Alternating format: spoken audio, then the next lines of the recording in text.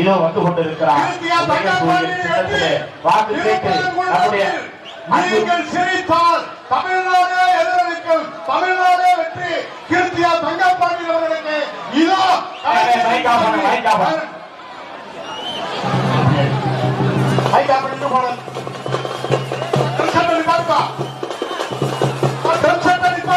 பேச போறாங்க. இயக்கங்களை சார்ந்த நண்பர்களுக்கு ஒரு பணிவான வேண்டுகோள், கொஞ்சம் கொடிய கீழே இறங்குனீங்கன்னா இந்த எல்லாரையும் பார்க்க முடியும். நன்றி நன்றி நன்றி. உங்களுடைய தயவுசெய்து கொடியை இறங்குங்கப்பா. அப்பதான் அவங்க பேசுறது அவங்க தெரியும். அவங்க பேசுறது கொடியை தயவுசெய்து இறங்குங்க. உங்க காதல வந்து கேட்கற தயவுசெய்து கொடியை இறங்குங்க.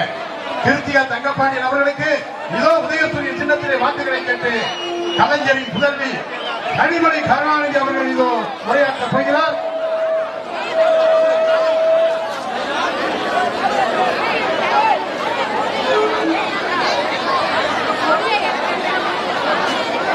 உங்களுடைய அன்பான வரவேற்புக்கு என்னுடைய மனமார்ந்த நன்றியை தெரிவித்துக் கொள்கிறேன். நன்றி நன்றி.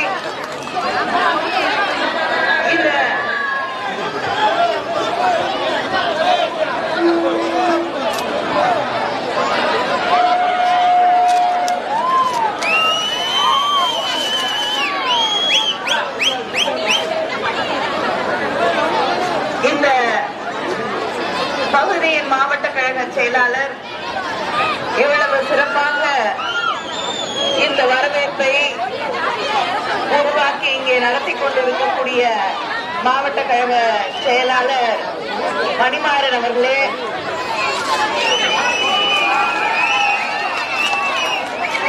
இந்த நிகழ்ச்சியிலே கலந்து கொண்டிருக்கக்கூடிய அன்பிற்கும் மரியாதைக்கும் உரிய மாவட்ட கழகத்தின் செயலாளர் சட்டமன்ற உறுப்பினர் கோ தளபதி அவர்களே, திருப்பரங்குன்றம் கிழக்கு ஒன்றிய கழக செயலாளர் தனபாலன் அவர்களே, தலைமைக்கு செயற்குழு உறுப்பினர் இளமகிழன் அவர்களே, தெற்கு ஒன்றிய கழக செயலாளர் வேட்டையன் அவர்களே, மேற்கு ஒன்றிய கழக செயலாளர் பெரியசாமி அவர்களே, வடக்கு பகுதி கழக செயலாளர் கிருஷ்ணபாண்டி அவர்களே, திருப்பரங்குன்றம் தெற்கு பகுதி கழகத்தின் செயலாளர் சிவா அவர்களே, அவனியாபுரம் கிழக்கு பகுதி பொறுப்பாளர் செந்தாமரை கண்ணன் அவர்களே, போஸ் ஈஸ்வரன் அவர்களே, தொகுதியின் பார்வையாளர் வனராஜா அவர்களே, முதலாக திராவிட முன்னேற்ற கழகத்தின் சார்பிலே திருப்பரங்குன்றம் தொகுதியிலே நிறுத்தப்பட்டிருக்கக்கூடிய பெண் வேட்பாளர்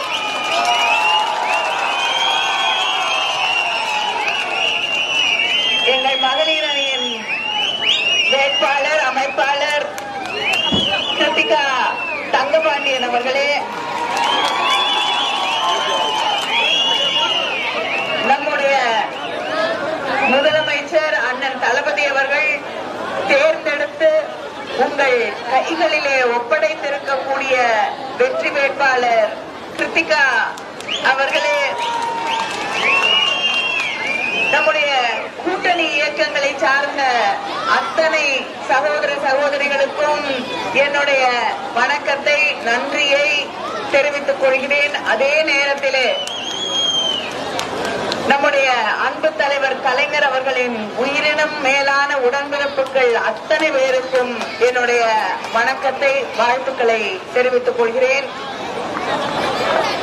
இந்த ஆர்வத்தை கூட்டணி இயக்கங்களின் கொடிகளை எல்லாம் பார்க்கும் பொழுது கிருத்திகா தங்கபாண்டியன் அவர்களுடைய வெற்றி உறுதி செய்யப்பட்ட வெற்றி என்பதிலே எல்லளவும் சந்தேகம் இல்லை. கிருத்திகா இந்த பகுதியிலே இருக்கக்கூடிய மக்களுக்கு புதிதான ஒருவர் இல்லை. தொடர்ந்து இந்த பகுதி மக்களுடைய தேவைகளை கேட்டறிந்து அவர்களுக்காக உதவிக்கரம் நீட்டக்கூடிய ஒரு வேட்பாளரை தான் நம்முடைய முதலமைச்சர் அண்ணன் தளபதி அவர்கள் தேர்ந்தெடுத்து உங்களுக்கு வழங்கி இருக்கிறார்கள். அதே நேரத்திலே தன் காலிலே சுயமாக நின்று சம்பாதிக்கக்கூடிய தலை நிமிர்ந்து இருக்கக்கூடிய தமிழகத்தின் ஒரு பெண் வேட்பாளர் கிருத்திகா அவர்கள். பல சுய உதவி குழுக்களை உருவாக்கி அந்த பெண்களின் வாழ்க்கையை வளமான ஒரு வாழ்க்கையாக மாற்றி தந்திட பாடுபட்டுக் கொண்டிருக்கக்கூடிய ஒருவர் தான் கிருத்திகா தங்கபாண்டியன் அவர்கள். அவர்களுக்கு உங்களுடைய மேலான வாக்குகளை, பொன்னான வாக்குகளை உதயசூரியன் சின்னத்திலே அளித்து அவரை வெற்றி பெற செய்ய வேண்டும் என்று உங்களை எல்லாம் வேண்டி கேட்டுக்கொள்கிறேன்.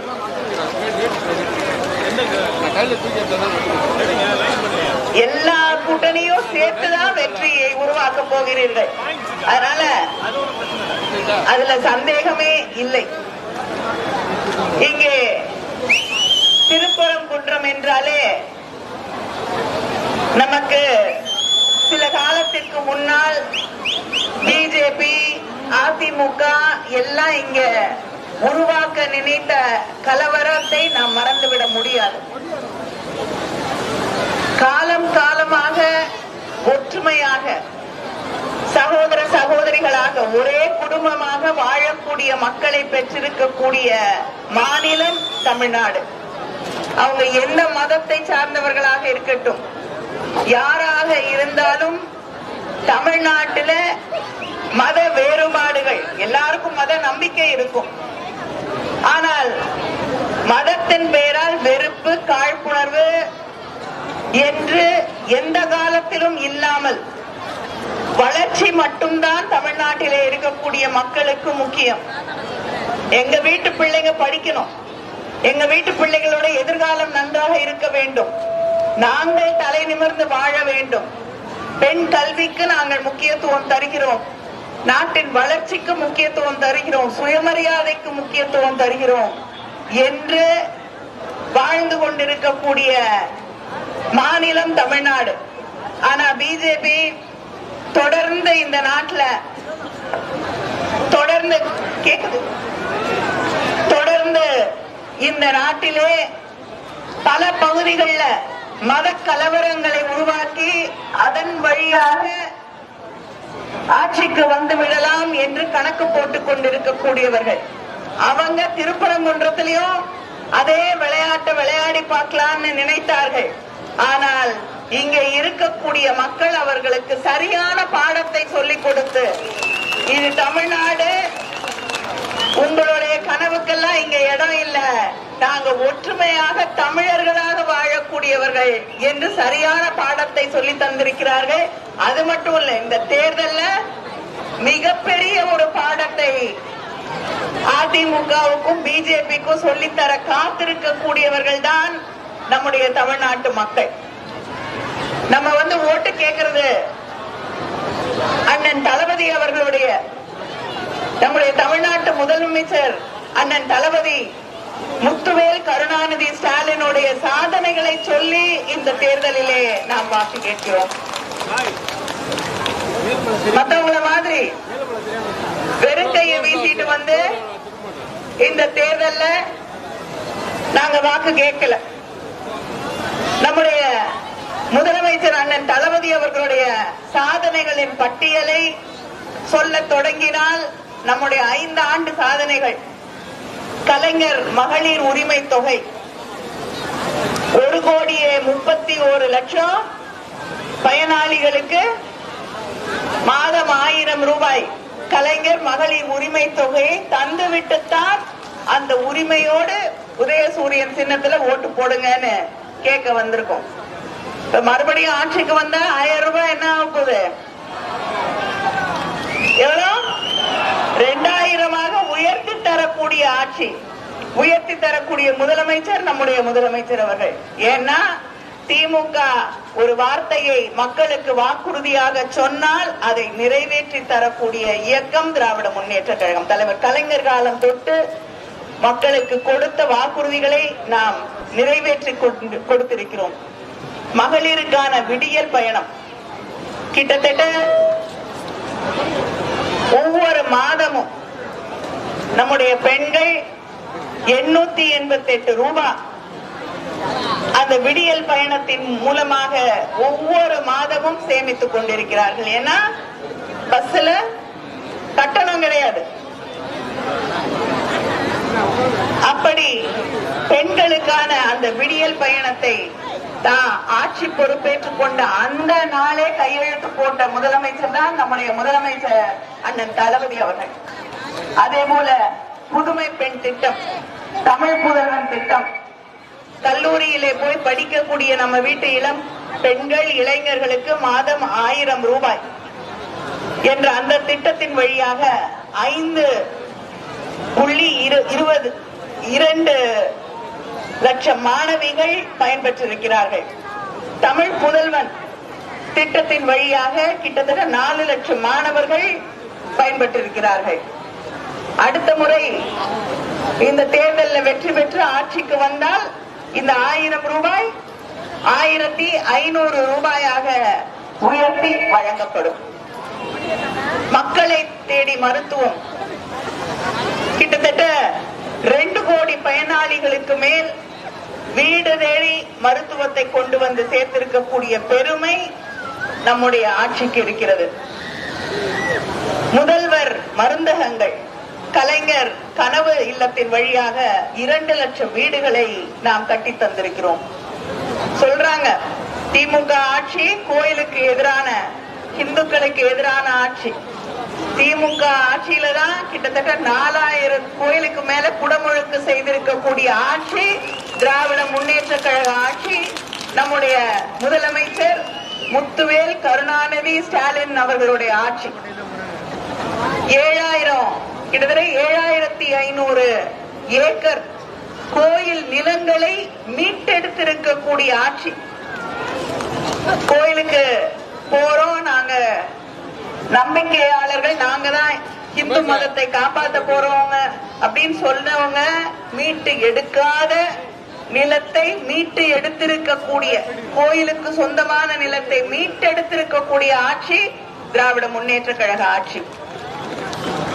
தாயுமானவர் திட்டத்தின் வழியாக 20 லட்சம் முதியவர்களுக்கு மேல், மாற்றுத்திறனாளிகளுக்கு மேல் அவங்க வீட்டுல போய் ரேஷன் பொருட்களை வழங்கி கொண்டிருக்கக்கூடிய ஆட்சி திராவிட முன்னேற்ற கழக ஆட்சி. தோழி விடுதிகள், நம்ம வீட்டுல இருக்கக்கூடிய பெண்கள் வெளியூர்ல போய் படிக்கும் போதோ வேலைக்கு போகும் போதோ அவங்க பாதுகாப்பாக இருக்க வேண்டும் என்பதற்காக தோழி விடுதிகளை உருவாக்கி தந்திருக்கக்கூடிய ஆட்சி நம்முடைய திராவிட முன்னேற்ற கழக ஆட்சி. இப்படி எத்தனையோ சாதனைகள் ஒவ்வொரு நாளும் நாம் செய்து தந்திருக்கக்கூடிய சாதனைகளை சொல்லிக்கொண்டே போக முடியும்.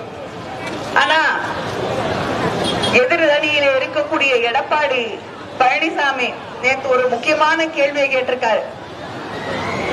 என்ன பார்த்து சங்கின்னு சொல்றீங்களே, எப்படி நீங்க என்ன போய் சங்கின்னு சொல்ல முடியும்?